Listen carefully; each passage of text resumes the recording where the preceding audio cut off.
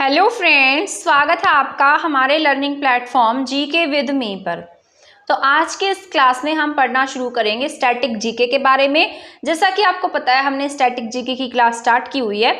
इससे पहले वाली क्लास में मैंने आपको अवार्ड्स के बारे में पढ़ा दिया था, और आपको अगर आपने वो क्लासेस नहीं देखी हैं तो हमारी एक प्लेलिस्ट बनी हुई है मेरे चैनल पर, चंडीगढ़ पीआरटी स्टैटिक जीके के नाम से। आप वहां से जाकर वो क्लासेस देख सकते हैं अगर आपने वो क्लासेस नहीं देखी हैं तो। वो सारी की सारी क्लासेस आपके लिए यूजफुल रहेंगी। साथ साथ एसएसटी की क्लासेस भी हैं, वो भी आपके लिए हेल्पफुल रहने वाली हैं। ठीक है, इसके साथ साथ एक बात और मैं आपको बता देती हूँ कि मुझे ना कमेंट्स में बोल रहे थे कि आप साइंस की क्लासेस और स्टार्ट कर दीजिए। मैं साइंस की क्लासेस स्टार्ट कर दूंगी, बट ना उसमें ये वाली क्लासेस जो है पहले कुछ ये कंप्लीट हो जाएं, उसके बाद अगर मुझे टाइम लगा तो मैं स्टार्ट कर सकती हूँ, क्योंकि इसमें बनाने में भी मुझे बहुत टाइम लगता है। और अब तक ना आप एनसीईआरटीज पढ़ लीजिए, एनसीईआरटी आपके लिए बहुत ज़्यादा हेल्पफुल रहेगा। तो मैं आपको बता देती हूँ कि आपको साइंस के लिए अगर आपके बेसिक्स क्लियर हैं तो आप 9th और 10th की एनसीईआरटी पढ़ सकते हैं। अगर आपका बेसिक क्लियर नहीं है, आपको बिल्कुल भी साइंस नहीं आती है, तो आप 6th की एनसीईआरटी उठाइए, 6 से पढ़ना स्टार्ट कीजिए और 10 तक की एनसीईआरटी पढ़िए। ठीक है, आई होप कि आपका यहाँ से डाउट क्लियर हो गया होगा जो आपने मुझसे कमेंट में पूछा था। बाकी अगर आप पूछ रहे हैं कि आप साइंस के टॉपिक्स बता दीजिए, तो ऐसा कुछ पर्टिकुलर टॉपिक नहीं है, बट कुछ इंपॉर्टेंट टॉपिक्स हैं जो मैंने जो स्ट्रेटेजी वीडियो बनाई थी उसमें एक्सप्लेन किए हुए हैं। तो पहले जाकर वो वीडियो देखिए, वहां पर आपको कुछ टॉपिक्स मिलेंगे जो मैंने बता रखे हैं। तो अब स्टार्ट कर देते हैं हम आज की क्लास को। ये क्लास आपके किसी भी एग्जाम के पॉइंट ऑफ व्यू से जरूरी रह सकती है, बट ये फोकस करके बनाई जा रही है चंडीगढ़ पीआरटी के एग्जाम को। अब चाहे आप टीजीटी का एग्जाम दे रहे हैं, पीजीटी का, एचएसएससी का, एसएससी का, कोई भी एग्जाम दे रहे हैं, सभी में स्टैटिक जीके पूछी जाती है और ये इंपॉर्टेंट रहती है। तो आज की क्लास ज़्यादा लेंथी भी नहीं रहेगी, इसमें मैं आपको कुछ अवार्ड्स बताऊंगी। उसके बाद हमारी एक क्लास और रहेगी जिसमें अवार्ड्स के बारे में कंप्लीट जानकारी होगी। तो आपकी 3 क्लासेस जो है वो अवार्ड से रिलेटेड हो जाएंगी, इसमें आपके सभी अवार्ड्स पूरे हो जाएंगे। ठीक है, तो आज की क्लास में हम जानेंगे भारत रत्न के बारे में। वैसे मैंने आपको जब 1 लीनियर क्वेश्चन कराए तब मैंने इसके बारे में आपको पढ़ा दिया था, लेकिन आज हम डिटेल से इसके बारे में जान लेते हैं। भारत रत्न की जो शुरुआत है 1954 में होती है, और ये ना डॉक्टर राजेंद्र प्रसाद जी जब राष्ट्रपति थे तब इनके द्वारा, मतलब इन्होंने सबसे पहली बार किसी को भारत रत्न दिया था। वैसे तो जो आपका भारत रत्न है ये प्राइम मिनिस्टर की सलाह पर दिया जाता है, लेकिन इसको डिस्ट्रीब्यूट करने का जो काम है वो राष्ट्रपति जी के द्वारा के हाथों होता है। ये कला, साहित्य, विज्ञान, सार्वजनिक सेवा या खेल में, मतलब इन सभी क्षेत्र में से जो भी अव्वल होगा उन्हें क्या दिया जाएगा, भारत रत्न से सम्मानित किया जाएगा। तो कला में, साहित्य में, विज्ञान में, सार्वजनिक सेवा में, साथ साथ खेलों में क्या दिया जाता है, भारत रत्न दिया जाता है। ये कैसा होता है, कांस्य से निर्मित होता है, और इसके साथ साथ ये पीपल के पत्ते के आकार का होता है। आप ना गूगल कीजिएगा भारत रत्न को, ठीक है, वहां पर आपको इस तरीके से लीव्स दिखाई देगी, और वो कांसे की लीव्स होगी, ऐसे पत्ती जैसा होता है, पीपल के पत्ते की शेप जैसा होता है। और पीतल का होगा, इसे आप मतलब पीतल का नहीं, कांसे का दिखाई देगा। मुख्य भाग पर प्लेटिनम से बने सूर्य की आकृति होगी, तो इसके ऊपर एक सूर्य की मूर्ति भी होगी जो किससे बनी होगी, प्लेटिनम से बनी होगी। नीचे क्या लिखा होगा, भारत रत्न लिखा होता है, और इसके पिछले भाग पर सत्यमेव जयते लिखा होता है। तो ये बात आपको याद रख लेनी है। ठीक है, किसकी बनी होती है, कांसे से बनी होती है, पीपल के पत्ते के आकार की होगी, मुख्य भाग पर क्या होता है, प्लेटिनम होता है, नीचे क्या लिखा होता है, सीरीज में भारत रत्न लिखा होता है, और पिछले भाग पर सत्यमेव जयते लिखा होता है। तो ये सारे के सारे पॉइंट रिलेटेड आपके भारत रत्न से। पहले वाली क्लास में मैंने आपको नोबेल प्राइजेस के बारे में पढ़ाया था, मैंने बताया था कि नेक्स्ट क्लास में मैं आपको भारत रत्न के बारे में पढ़ाने वाली हूँ। इसके बाद अब यहाँ पर हम जान लेते हैं कि सबसे पहली बार भारत रत्न से किसे सम्मानित किया गया, कौन से ऐसे व्यक्ति थे जिन्हें भारत रत्न से सम्मानित किया जा चुका है। इसमें मैंने सभी इंपॉर्टेंट लिखे हैं जो एग्जाम में पूछे गए हैं। तो सबसे पहले नंबर पर जैसे आपके डॉक्टर राधाकृष्णन जी हैं, सी राजगोपालचारी और सीवी रमन, 3 व्यक्तियों को एक साथ क्या दिया गया, पहली बार 1954 में भारत रत्न पुरस्कार दिया गया था। ठीक है, ये ना 3 व्यक्तियों को, ज्यादा से ज्यादा 3 व्यक्तियों को एक साथ भारत रत्न मिल सकता है। ठीक है, तो पहली बार अगर पूछा जाए पहले स्टेज पर कौन गए थे, तो डॉक्टर राधाकृष्णन जी सबसे पहली बार स्टेज पर गए जिन्हें भारत रत्न दिया गया। तो आपसे अगर ऐसा पूछा जाए पहले भारत रत्न विजेता कौन है, या पहली बार भारत रत्न किसे दिया गया, तो आप क्या टिक करेंगे, डॉक्टर राधाकृष्णन जी। इसके साथ साथ सी राजगोपालचारी को और इनके साथ साथ सीवी रमन को क्या दिया गया, भारत रत्न से सम्मानित किया गया है। इसके साथ साथ आपके जो जवाहरलाल नेहरू हैं, जो आपके देश के पहले प्रधानमंत्री बने थे, उन्हें 1955 में क्या मिल चुका है, भारत रत्न से सम्मानित किया जा चुका है। इसके बाद डी.के. कर्वे थे, डॉक्टर राजेंद्र प्रसाद थे, जिन्हें 1962 में भारत रत्न से सम्मानित किया गया। 62 तक ये क्या रहे थे, हमारे देश के राष्ट्रपति रहे थे। ठीक है, तो इसके बाद आपके डॉक्टर राधाकृष्णन जी जो है वो क्या बन गए थे, देश के राष्ट्रपति बने थे। गुलजारी लाल नंदा जो है वो, इन्हें भी क्या मिला है, भारत रत्न से सम्मानित किया जा चुका है। अमर्त्य सेन जो, जिन्हें नोबेल प्राइज से भी सम्मानित किया जा चुका है, मैंने आपको पहले वाली क्लास में पढ़ाया था। इन्हें वेलफेयर इकोनॉमिक्स के लिए क्या मिल चुका है, नोबेल प्राइज मिल चुका है। इसके साथ साथ आपके पंडित रविशंकर जी जो हैं, इन्हें ग्रैमी पुरस्कार मिल चुका है। ऑस्कर नहीं, ग्रैमी मिला है इन्हें। ठीक है, ऑस्कर तो भानु अथैया को मिला था, जो मैंने आपको पढ़ाया था। तो पंडित रविशंकर जी को क्या मिल चुका है, आपके यहाँ पर भारत रत्न से सम्मानित किया जा चुका है। इसके साथ साथ डॉक्टर जाकिर हुसैन जो आपके प्रेसिडेंट रहे हैं, ठीक है, इन्हें भी क्या मिला है, भारत रत्न से सम्मानित किया जा चुका है। ये जब पद पर थे, यानी कि राष्ट्रपति के पद पर थे, तभी क्या हो गया था यहाँ पर इन्हें, मतलब एक तरीके से इनके राष्ट्रपति के पद पर रहते हुए इनकी डेथ हो गई थी। इसके बाद मदर टेरेसा हैं, जिन्हें भारत रत्न से सम्मानित किया है। इंदिरा गांधी जब खुद प्रेसिडेंट थी, तभी इन्होंने क्या ले लिया, स्वयं से ही भारत रत्न ले लिया था। इसके बाद विनोबा भावे को भारत रत्न मिल चुका है। खान अब्दुल गफ्फार खान को भी क्या मिल चुका है, भारत रत्न से सम्मानित किया जा चुका है। ठीक है, इसके बाद में हम यहाँ पर पढ़ते हैं नेल्सन मंडेला के बारे में। नेल्सन मंडेला को 1990 में हमने भारत रत्न से सम्मानित किया। तो ये भी विदेशी थे, जिन्हें हमें क्या दिया है, जिन्हें हमने भारत रत्न से सम्मानित किया है। इसके बाद मोरारजी देसाई है, लता मंगेशकर है, बिस्मिल्ला खान है, इन सभी को क्या मिल चुका है, भारत रत्न मिल चुका है। अटल जी को 2015 में हमने भारत रत्न से सम्मानित किया। इसके बाद में जो लास्ट मिला है ना, वो प्रणब मुखर्जी को, भूपेन हजारिका और नानाजी देशमुख को लास्ट टाइम भारत रत्न से सम्मानित किया गया है। तो ये सारे के सारे पॉइंट जो मैं आपको बता रही हूँ, ये सभी इंपॉर्टेंट है और आपको याद रखने हैं, क्योंकि ये सारे के सारे, कोई राष्ट्रपति रह चुका है, कोई यहाँ पर कोई आपका प्राइम मिनिस्टर रह चुका है।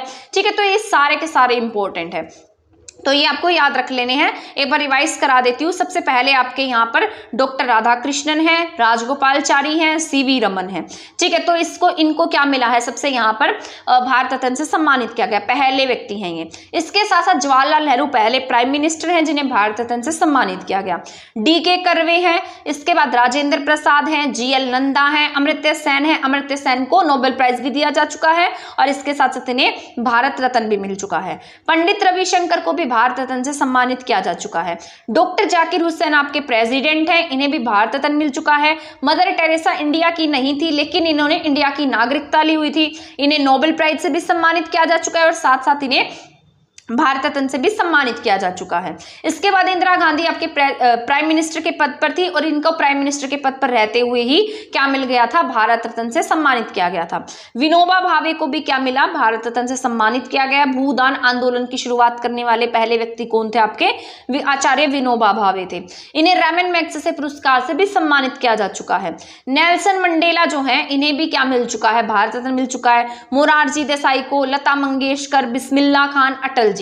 अब तीन नए कौन से थे, प्रणब मुखर्जी, भूपेन हजारिका और नानाजी देशमुख को क्या मिल चुका है, भारत रत्न से सम्मानित किया जा चुका है। इसके बाद अगर हम मरणोपरांत भारत रत्न की बात कर लेते हैं, तो उसमें शास्त्री जी पहले व्यक्ति थे जिन्हें मरणोपरांत क्या दिया गया, भारत रत्न से सम्मानित किया गया। तो ये मोस्ट इंपॉर्टेंट है। इसके बाद राजीव गांधी को मरणोपरांत भारत रत्न से सम्मानित किया गया है, क्योंकि इनकी भी मतलब नेचुरल डेथ नहीं हुई थी। इसके बाद सरदार पटेल को हमने मरणोपरांत भारत रत्न दिया। इसके साथ साथ मदन मोहन मालवीय जी को, नानाजी देशमुख को और भूपेन हजारिका को, इन सभी को मरणोपरांत क्या मिला है, भारत रत्न मिला है। अब हम बात कर लेते हैं नेक्स्ट हमारे पद्म पुरस्कारों की, जो आपके मोस्ट इंपॉर्टेंट है। भारत रत्न के बाद में दूसरे बड़े पुरस्कार अगर आपसे पूछे जाते हैं तो वो आपके पद्म पुरस्कार हैं। इनकी शुरुआत 1954 में की गई थी। ये किसे दिए जाते हैं, सरकारी कर्मचारियों को मिलते हैं जो किसी न किसी उच्च कोटि की विशिष्ट सेवा करते हैं या देश के लिए कुछ अच्छा करते हैं, तभी उन्हें क्या दिया जाता है, पद्म पुरस्कार से सम्मानित किया जाता है। तो पद्म पुरस्कार इज वेरी इंपॉर्टेंट, आपके लिए बहुत जरूरी है ये। ठीक है, इसमें इन्हें 3 कैटेगरीज में दिया जाता है। जैसे पहले है पद्म विभूषण, फिर पद्म भूषण, उसके बाद में पद्मश्री होता है। तो सबसे पहले तो वैसे आपका भारत रत्न आता है, लेकिन भारत रत्न एक तरीके से ना अलग अलग फील्ड में दिया जाता है, कोई पर्टिकुलर नहीं है कि सरकारी कर्मचारियों को ही मिलेगा या किसी पद पर है तभी मिलेगा, वो कला में, साहित्य में जो भी अच्छा काम करता है उन्हें दिया जा सकता है। तो पहले नंबर पे आपका भारत रत्न आता है। लेकिन अगर पद्म पुरस्कारों की बात की जाए तो उनमें सबसे पहले आपके पद्म विभूषण आएगा। फिर देखिए यहाँ 4 शब्द है तो सबसे पहले हमने रखा, इसके बाद भूषण में 3 शब्द है तो हमने इसे दूसरे नंबर पर रखा, श्री में केवल 1 शब्द है तो ये तीसरे नंबर का बड़ा पुरस्कार है। तो आपको ऐसे याद रखना है। तो पहले हमने पढ़ा पद्म विभूषण, इसके बाद में पद्म भूषण, इसके बाद में पद्मश्री। तो मैंने आपको ना बताया था, जब मैंने आपको आर्टिकल्स कराए थे, मौलिक अधिकार कराए थे, तो उसमें मैंने आपको बताया था कि उपाधियों का अंत कर दिया गया, लेकिन ये उपाधियां नहीं है। 1977 में जनता पार्टी की सरकार थी, तो उन्होंने क्या कहा कि जो भारत रत्न होता है, पद्म पुरस्कार होते हैं, ये सब क्या है, एक तरीके के ये उपाधियां हैं। परंतु इसे इन्होंने ना बंद कर दिया 1977 में। जनता पार्टी की सरकार ने इसको क्या कर दिया, बंद कर दिया। 1980 में कांग्रेस सरकार ने इसे फिर से शुरू करा।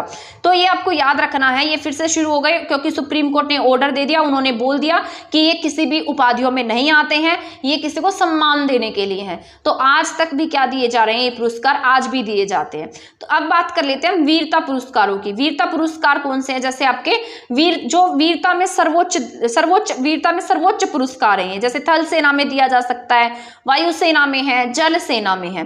परमवीर चक्र, इसमें सबसे पहले नंबर पर आता है परमवीर चक्र, इसके बाद आता है महावीर चक्र, इसके बाद वीर चक्र, इसके बाद अशोक चक्र। पहले परमवीर चक्र पाने वाले कौन थे, प्रथम मेजर सोमनाथ शर्मा थे। पहला पुरस्कार कौन सा आपका, परमवीर चक्र है। तो परम चक्र क्या है, पहला है। इसके बाद सेकंड नंबर पर महावीर चक्र आता है, ये सेकंड सर्वोच्च पुरस्कार है। ये बहादुर सैनिकों को दिया जाता है जो क्या कर रहे हैं, जैसे शत्रु का दमन करते हुए जिन्होंने बेहतर प्रदर्शन किया या उनकी डेथ हो गई है, तो उन्हें क्या मिलेगा, बेहतर प्रदर्शन के लिए महावीर चक्र मिलेगा। डेथ नहीं कह सकते, शहीद हो गए, ठीक है। इसके बाद है वीर चक्र। वीर चक्र शौर्य के लिए और वीरता का तीसरा सर्वोच्च पुरस्कार है, जिसे हम वीर चक्र के नाम से जानते हैं। इसके बाद हम पढ़ लेते हैं अशोक चक्र। अशोक चक्र मोस्ट इंपोर्टेंट है। नीरजा भानोट को मरणोपरांत अशोक चक्र से सम्मानित किया गया था, क्योंकि उन्होंने जो भी मतलब जैसे उनका प्लेन जो है वो हाईजैक हो गया था, और हाईजैक होने की वजह से उनकी वहां पर जो भी पैसेंजर्स हैं उनको बचाते हुए उनकी डेथ हो गई, टेररिस्ट ने उनको मार दिया था। तो शांतिकालीन शौर्य पुरस्कार अगर आपसे पूछा जाए तो आप क्या टिक करेंगे, वो अशोक चक्र है। शौर्य और वीरता का तीसरा सर्वोच्च सम्मान वीर चक्र है, दूसरा महावीर चक्र है, पहला परमवीर चक्र है। तो ये चारों बातें आपको अच्छे से याद रखनी है। इसके बाद में कीर्ति चक्र आता है और शौर्य चक्र आता है, ठीक है। तो ये कुछ पुरस्कार हैं जो वीरता पुरस्कार के नाम से जाने जाते हैं। तो आपको ये बातें याद रखनी है। वीरता पुरस्कार में हमने क्या क्या पढ़ा, परमवीर चक्र पढ़ा है, महावीर चक्र पढ़ा है, वीर चक्र, अशोक चक्र, इसके साथ साथ कीर्ति चक्र और शौर्य चक्र। तो ये 2 और पुरस्कार भी हैं, तो ये सारे आपको याद रख लेने हैं। परमवीर चक्र पहली बार किसे दिया गया, मेजर सोमनाथ शर्मा को दिया गया। महावीर चक्र सेकंड सर्वोच्च है, थर्ड नंबर पर वीर चक्र है, फोर्थ पर अशोक चक्र आता है, फिर कीर्ति चक्र है और फिर शौर्य चक्र है। मोस्ट इंपॉर्टेंट है दादा साहब फाल्के पुरस्कार। ये मैं इसलिए मोस्ट इंपॉर्टेंट बोल रही हूँ क्योंकि ना ये आपके प्रीवियस ईयर में किसी न किसी एग्जाम में पूछे गए हैं, और इसमें से भी जो दादा साहब फाल्के पुरस्कार है, इसमें से पिछली बार एग्जाम में क्वेश्चन आया था, देविका रानी से क्वेश्चन था, एज इट इज क्वेश्चन पूछा गया था। इसलिए मैं आपको कह रही हूं कि ये मोस्ट इंपॉर्टेंट है। 1969 में दादा साहब फाल्के की स्मृति में सूचना व प्रसारण मंत्रालय के द्वारा भारत सरकार द्वारा उस व्यक्ति को यह पुरस्कार दिया जाता है जिसने सिनेमा के विकास में क्या दिया हो, योगदान दिया हो। मतलब जो सिनेमा में, एक्टिंग में, इन करियर में ज्यादा जिसने महत्वपूर्ण योगदान दिया है, जो बेस्ट रहा है, तो उन्हें किस पुरस्कार से सम्मानित किया जाएगा, दादा साहब फाल्के पुरस्कार से सम्मानित किया जाएगा। तो 1969 में दादा साहब फाल्के पुरस्कार की क्या हो जाती है, शुरुआत होती है। इस पुरस्कार में एक स्वर्ण कमल दिया जाता है, प्रशस्ति पत्र दिया जाता है, एक शॉल दी जाती है और साथ साथ कुछ राशि दी जाती है, ठीक है। ये राशि आप देख लेना कितनी है, क्योंकि ये चेंज होती रहती है, इसलिए मैंने इसको यहाँ पर नहीं लिखा। 1969 में दादा साहब फाल्के की स्मृति में इसे शुरू किया गया, और कौन से मंत्रालय के द्वारा, सूचना एवं प्रसारण मंत्रालय के द्वारा इस पुरस्कार की शुरुआत की जाती है, और उस व्यक्ति को दिया जाएगा जो सिनेमा में बेस्ट होता है। एक स्वर्ण कमल दिया जाता है, प्रशस्ति पत्र, शॉल और साथ में कुछ अमाउंट मिलती है, और लाखों में ये अमाउंट होती है। इसके साथ साथ ये PYQ मैंने इसलिए लिखा है, प्रीवियस ईयर क्वेश्चन है, पिछली बार एग्जाम में पूछा गया था। दादा साहब फाल्के पुरस्कार पाने वाली सबसे पहली अभिनेत्री का नाम क्या है? श्रीमती देविका रानी है। तो ये बात आपको याद रखनी है, मोस्ट इंपॉर्टेंट है। श्रीमती देविका रानी पहली ऐसी महिलाएं जिन्हें क्या मिला है, पहली ऐसी पर्सनैलिटी है जिन्हें दादा साहब फाल्के पुरस्कार से सम्मानित किया गया। 1969 में ही पुरस्कारों की शुरुआत होती है और 1969 में ही आपके यहाँ पे ये पुरस्कार देविका रानी जी को मिल जाता है। तो ये सारे नहीं लिखे मैंने, जो इंपॉर्टेंट है बस उन्हीं का नाम नोट किया है जो एग्जाम में पूछे जा सकते हैं। तो देविका रानी को क्या मिल चुका है, यहाँ पर दादा साहब फाल्के पुरस्कार से सम्मानित किया जा चुका है। इसके बाद सत्यजीत रे हैं, इन्हें ऑस्कर भी मिल चुका है, साथ साथ आपके दादा साहब फाल्के पुरस्कार से भी सम्मानित किया जा चुका है। 1984 में इन्हें ये पुरस्कार मिला था। लता मंगेशकर आप सभी जानते हैं, बहुत बेहतर गायिका थी, आज तो ये हमारे बीच में नहीं है, लेकिन इनका जो गायन है वो बहुत अच्छा था, तो इसलिए इन्हें क्या मिला, इन्हें भारत रत्न भी हमने दिया है, साथ साथ दादा साहब फाल्के पुरस्कार से भी इन्हें हमने सम्मानित किया है। और भी ना जाने कितने ऐसे पुरस्कार हैं जो लता मंगेशकर जी को मिल चुके हैं। अब हम बात कर लेते हैं भूपेन हजारिका जी की। भूपेन हजारिका ना मध्य प्रदेश के रहने वाले थे और ये सिंगर थे, इसलिए हमने इसे भारत रत्न से भी सम्मानित किया, साथ साथ दादा साहब फाल्के पुरस्कार से भी इन्हें सम्मानित किया है। 2017 में विनोद खन्ना को मिला था, इसके साथ साथ अमिताभ बच्चन को मिल चुका है ये पुरस्कार। तो ये सारे आपको याद रख लेने हैं जितने भी मैंने आपको बताए हैं, ठीक है। तो ये सारे के सारे आपकी क्लास आज की इतनी थी, ज्यादा लॉन्ग क्लास मैंने आपको ये नहीं बनाई है। इससे नेक्स्ट क्लास में मैं आपको सारे के सारे जितने अवार्ड रह गए हमारे वो सारे करा दूंगी, ठीक है। वो आपके लिए हेल्पफुल रहेंगे। तब तक के लिए आप हमारे चैनल के साथ बने रहें। शाम को एक SST की क्लास भी आ जाएगी, तो वो भी आप देखना नहीं भूलिएगा, ठीक है। जब जैसे ही मुझे टाइम मिलता है मैं आपके लिए क्लासेस बनाती हूँ। तो ये थोड़ा ना बिजी शेड्यूल रहता है, इसलिए मैं क्लासेस डेली नहीं बना पाती हूँ। तो वैसे मैं कोशिश करती हूँ कि जो क्लासेस हैं वो डेली रहें आपकी, बट फिर भी कुछ ऐसा हो जाता है कि क्लासेस बीच में से रह जाती है। तो बट प्लीज़ आप हमारे चैनल के साथ बने रहिए और इसी तरीके से क्लासेस देखते रहिए। मैं ज़्यादा से ज़्यादा कवर करने की कोशिश करूँगी सिलेबस को, और ज़्यादा लेंथी क्लास इसलिए नहीं बनाती हूँ कि कहीं आप इसमें बोर ना हो जाए या आपको ऐसे ना लगे कि सारे के सारे अवार्ड्स जो है वो हमारे माइंड में मिसमैच हो गए हैं कि हमने कौन सा पढ़ा था। इसलिए मैंने सारे अवार्ड एक क्लास में ऐड नहीं किए हैं, इसलिए मैंने ये क्लास शॉर्ट बनाई है ताकि आपके माइंड में सारे अवार्ड्स जो है वो मिसमैच ना हो, आपको ये क्लियर हो जाए। उसके बाद नेक्स्ट क्लास में मैं आपको सारे अवार्ड करा दूंगी जितने भी हमारे रहते हैं, ठीक है। तब तक आप हमारे चैनल के साथ बने रह सकते हैं। चैनल को सब्सक्राइब करना, वीडियो को शेयर करना नहीं भूलेगा। शाम को SST की क्लास में मैं आपको कराऊंगी उपराष्ट्रपति का टॉपिक, प्राइम मिनिस्टर का और साथ साथ उप प्रधानमंत्री का टॉपिक। ये तीनों टॉपिक एक ही क्लास में कवर करा दूंगी। उसमें जितने इंपॉर्टेंट पॉइंट होंगे जो आपके एग्जाम के पॉइंट ऑफ व्यू से जरूरी होंगे वो सारे के सारे मैं उस क्लास में आपको कंप्लीट करा दूंगी। जो एग्जाम में पूछे गए हैं उनमें से एग्जाम में कुछ ना कुछ पूछा गया है, ठीक है। अगर आपको लगता है ना कि मतलब आपको और पढ़ने की नीड है तो आप NCERT पढ़ सकते हैं। NCERT नहीं पढ़ना चाहते हैं तो आप ल्यूसेंट पढ़ सकते हैं। ल्यूसेंट में जो मैं आपको पढ़ा रही हूँ same as it is topics हैं, तो आप वहां से भी उन्हें कर सकते हैं। इससे आपके कंसेप्ट और ज्यादा क्लियर हो जाएंगे, आप भूलेंगे नहीं, या इसके बाद आप प्रैक्टिस कीजिएगा। तब तक के लिए चैनल के साथ बने रहें। मिलेंगे हमारी नेक्स्ट क्लास में नेक्स्ट टॉपिक के साथ। तब तक के लिए थैंक यू, धन्यवाद।